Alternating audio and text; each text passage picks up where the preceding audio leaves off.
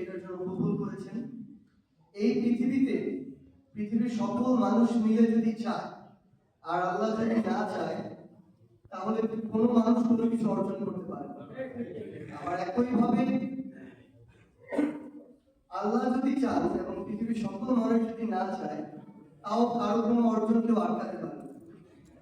তো আমাদের এখন শুধু আমরা একটা জিনিস অনুভব করি, এই 27 বছর বয়সে আল্লাহ তার ইচ্ছায় আমাদেরকে যেটুকু দিয়েছেন এটা আমরা কোনোদিন আমাদের জীবন দশায় কল্পনা করি। এখন আমাদের কাজ হচ্ছে এই দায়িত্বটুকু যথাযথভাবে পালন করা। আমরা এই অল্প সময়ে বাংলাদেশে 1000 কোটি টাকার মালিক অনেক মানুষকে দেখেছি যারা এখন এতটাই অপকর্মের সাথে জড়িত ছিল যে নিজের সহ পুরো পরিবারকে এখন এই অপকর্মের দায়ে হয় আত্মগোপনে থাকতে হচ্ছে, না হয় জেলে থাকতে হবে, না হয় দেশের বাইরে পালিয়ে গেছে। তো এটা তো একটা মানুষের জীবন হতে পারে। একটা মানুষের শত শত হাজার কোটি টাকা থাকলো কিন্তু ওই ন্যূনতম আত্মসম্মানটুকু নেই, মানুষ তাদেরকে ওইটুকু শ্রদ্ধা করে না। আমরা আমাদের জায়গা থেকে মনে করি এই জীবনের কোনো মূল্য নেই। তো সৃষ্টিকর্তা আমাদেরকে যেটুকু সুযোগ দিয়েছেন আমাদের এখন একমাত্র মন থেকে চাওয়া হচ্ছে আমরা যেন সেই দায়িত্বটুকু সৎভাবে পালন করতে পারি। আশেপাশে অনেক কথা শোনা যায়, সামাজিক যোগাযোগ মাধ্যম ফেসবুক থেকে শুরু করে অনেক জায়গায় অনেক কথা আমরা দেখিও। খুব স্বাভাবিকভাবে আমরা যেই মাথাটাকে আমরা একসাথে মিলে এই দেশ থেকে দাঁড়িয়েছি তার যে ডালপালাগুলো এগুলো তো এখনো দেশে আছে। তারা বিভিন্নভাবে যে মানুষগুলো এই অভ্যুত্থানের সামনে থেকে নেতৃত্ব দিয়েছে তাদেরকে কিন্তু প্রশ্নবিদ্ধ করার চেষ্টা করবে। কারণ এই মানুষগুলো যদি সতর্কে দাঁড়িয়ে থাকে তাদের ফিরে আসা কষ্টকর, সম্ভব না। শুধু ফিরে আসতে পারে তখন যেদিন তারা আমরা বিচার নিশ্চিত করব। সেই জায়গায় খুব স্বাভাবিকভাবে বিভিন্ন মিথ্যা প্রোপাগান্ডা দিয়ে যারা এই অভ্যুত্থানের নেতৃত্বের সাথে ছিল, হোক জেলা পর্যায়ে হোক সেন্ট্রাল পর্যায়ে, তাদেরকে প্রশ্নবিদ্ধ করার চেষ্টা করা হবে। কিন্তু আজকে এই দিনপরে দাঁড়িয়ে আমি আমার সৃষ্টিকর্তাকে সামনে রেখে গর্বের সাথে একটা জিনিস বলতে পারি যে এই 5 মাসে একটা হারাম টাকা আমাকে স্পর্শ করে এবং আমাদের চাওয়া এইটুকুই, সৃষ্টিকর্তা আমাদের প্রত্যাশার বাইরে এত অনেক বেশি কিছু দিয়েছেন যে যেদিন আমাদের মৃত্যুবরণ হবে, জানি না কবে হবে, তার পূর্বের দিনও যেন গর্বের সাথে আমরা এই কথাটি বলতে পারি। কারণ দিন শেষে আমি এটা মনে করি একদম যে এটা আসলে দুনিয়াটা একটা স্বল্প সময়ের পরীক্ষা ক্ষেত্র এবং এই পরীক্ষা আমাদের উত্তীর্ণ হয়ে পরকালের অনন্তকালে আমাদের যেতে হবে। সেই জায়গা থেকে শুধু পঞ্চগড় নয়, উত্তরবঙ্গ নয়, পুরো বাংলাদেশ নিয়ে আমাদের উপর অনেক বড় দায়িত্ব অর্পিত হয়েছে। কিন্তু 16 বছর কিংবা 53 বছরে আমাদের পুরো দেশের সিস্টেম গুলো যেভাবে ধীরে ধীরে নষ্ট করা হয়েছে এগুলো করতে কিন্তু সময়ের প্রয়োজন। একটা বিল্ডিং একটা ডিনামাইট দিয়ে কয়েক মিনিটে ভেঙে ফেলা যায়, কিন্তু ওই বিল্ডিং গড়তে কয়েক মাস কিংবা বছরও লাগে। একটা মানুষ ভালো মানুষ এই ইমেজটা ধরে রাখতে বছরের পর বছর চলে যায়, কিন্তু ওই মানুষটা খারাপ মানুষ এটা তৈরি হতে বা এই ইমেজটা তৈরি হতে কয়েক মিনিটের বিষয়।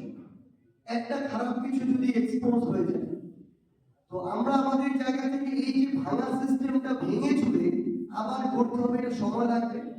আমরা সামনে যারা রয়েছে আমাদের সকলের সহযোগিতা লাগবে। ব্যক্তিগত জায়গা থেকে যদি আমরা সহযোগিতা না করি, ঠিক না হই, সামগ্রিকভাবে একটা রাষ্ট্র ঠিক হবে না। আজকে কোর্টে একটা নিয়োগ হবে, বিভিন্নভাবে সুপারিশ, টাকার লেনদেন বা বিভিন্ন অনৈতিক কার্যকলাপের জন্য নিয়োগ বন্ধ হয়ে গিয়েছে। এটার দায় ওই কোর্ট রিলেটেড প্রশাসনের যেমন আছে, যেই মানুষগুলো এই সুপারিশ করতে গিয়েছে আগে অ্যাডভান্স টাকা দিয়েছে, এই মানুষগুলো কি দায় নাই? আমাদের সবারই দায় আছে।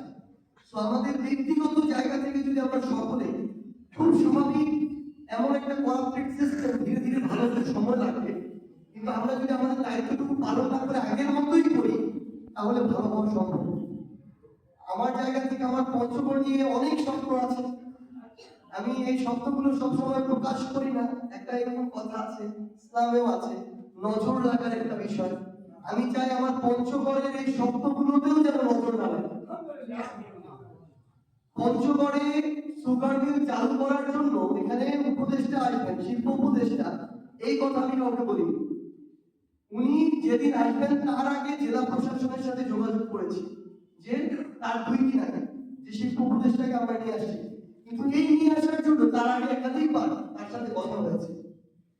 একইভাবে আমাদের পঞ্চগড়ের স্থলবন্দর যদি আপনারা চিন্তা করেন, এখানে যারা কর্মকর্তা কর্মচারী আমি ঘেটে দেখলাম তারা বেশিরভাগ খুলনা বিভাগে, তেঁতুলিয়ারও না পঞ্চগড়েরও না। এবং আরেকটা জিনিস লক্ষ্য করবেন, এখানে একটা সিন্ডিকেট আছে, যে সিন্ডিকেট আমার যে ভাইরা এখানে মজুরি খাবে তাদের ওই মজুরি টাকা থেকেও টাকা নিয়ে নেয়। তো যেটা আমার একটা জেলার অর্থনীতির জন্য গুরুত্বপূর্ণ জায়গা, সেখানে তো আমরা সিন্ডিকেট চলতে দিতে পারি না। আমরা একটা একটা করে প্রত্যেকটা ধরবো। এই জীবনে যা ভয় দেখানোর কেউ দেখাইতে পারে এই দুনিয়া আমরা দেখে ফেলেছি। শেখ হাসিনার যে বড় স্বৈরাচারী বাংলাদেশে কিছু ছিল, এরকম ছোটখাটো স্বৈরাচারকে আমরা ভয় করি না। আমাদের পঞ্চগড়ের ডাক্তার থাকে না, অনেক কষ্টে DG health, health advisor, health secretary সবার সাথে কথা বলে কয়েকজন ডাক্তার এখানে রিক্রুট করা হয়েছে, কিন্তু তারাও দেখা যাচ্ছে আসতে চাচ্ছে না। নিয়োগের সময় জয়েন করার সময় শেষ হয়ে যাচ্ছে, আসতে চাচ্ছে না। তাহলে আমাদের এখন স্থায়ী সমাধান হচ্ছে একটা, পঞ্চগড়ে একটা মেডিকেল হসপিটাল লাগবে। হসপিটাল যেটা একই সাথে মেডিকেল কলেজ এবং হসপিটাল। যখন আমাদের এখানে ডাক্তার তৈরি করার কারখানা থাকবে তখন ডাক্তার নিয়ে চিন্তা। এগুলো অবশ্যই সময় সাপেক্ষ বিষয়। আমাদের স্বপ্ন আছে এবং সৃষ্টিকর্তা সুযোগ দিয়েছেন, এই সুযোগটা যেন দীর্ঘমেয়াদে আমরা সৎভাবে কাজে লাগাতে পারি, নিয়ম যেন আমাদের ঠিক থাকে। এরকম আরো অনেকগুলো গুরুত্বপূর্ণ বিষয় আছে। আমরা যদি আমাদের এই জেনারেশনকে সামনে এগিয়ে নিয়ে যেতে চাই, শিক্ষা গুরুত্বপূর্ণ। তো আমাদের এখানে ভালো শিক্ষক, কোয়ালিটিফুল শিক্ষকের কিন্তু সীমাবদ্ধতা আছে, স্বল্পতা আছে। আমাদের এখানে যখন একটা দেশের ভালো প্রথম শ্রেণীর বিশ্ববিদ্যালয় থাকবে, তখন তারাই কিন্তু আমাদের এই ইয়াং জেনারেশনকে পড়াতে পারবে, যেটা ঢাকায় হয়। স্টুডেন্ট থেকে বুয়েটে ঢাকা বিশ্ববিদ্যালয় মেডিকেল স্টুডেন্টরা পড়ায়, আর ওইভাবে গড়ে উঠবে, ওই মেন্টালিটি নিয়ে গড়ে উঠবে। এরকম অনেক স্বপ্ন আমাদের আছে, লিস্ট করা আছে। আল্লাহ যদি আমাদের এই সুযোগটুকু দেন, আমাদের ওই সৎ সাহস আছে, সহি নিয়ত আছে, আমরা আপনাদের সাথে একসাথে এই কাজগুলো করবো। জানি অনেক বাধা আসবে, কিন্তু ভালো চিন্তা করে এমন মানুষের সংখ্যা আমি মনে করি 70-80-90%। অল্প কিছু মানুষ ক্ষমতাকে অপব্যবহার করে সিন্ডিকেট তৈরি করে এগুলো কুক্ষিগত করতে চায়। আমরা যদি যারা ভালো চিন্তা করি এই পঞ্চগড় নিয়ে আমরা এক থাকি, কেউ এটা রাজনীতি করতে পারবে না, করতে চাইলেও আমরা করতে দিব না। আমাদের এখানে সম্মানিত মেয়র সাহেব রয়েছেন, সম্মানিত ইমাম সাহেব রয়েছেন, আমরা মুসল্লি রয়েছি, যার যেই জায়গায় সম্ভব আমরা সেই জায়গা থেকে একসাথে ইনশাআল্লাহ আগামীতে আমরা পঞ্চগড়ের জন্য কাজ করব, বাংলাদেশের জন্য কাজ করব। আমার জন্য আপনারা দোয়া করবেন। যে কোনো সময় যদি আপনাদের কোনো আমার যে কোনো একটা পদক্ষেপে কোনো সীমাবদ্ধতা আছে, ভুল আছে, আমাদেরকে নেতা বানাবেন না। আমরা আপনাদের সাথে একই কাতারে থাকতে চাই, আমাদের পা যেন মাটিতে থাকে। নেতা হয়ে গেলে পা মাটিতে থাকে না।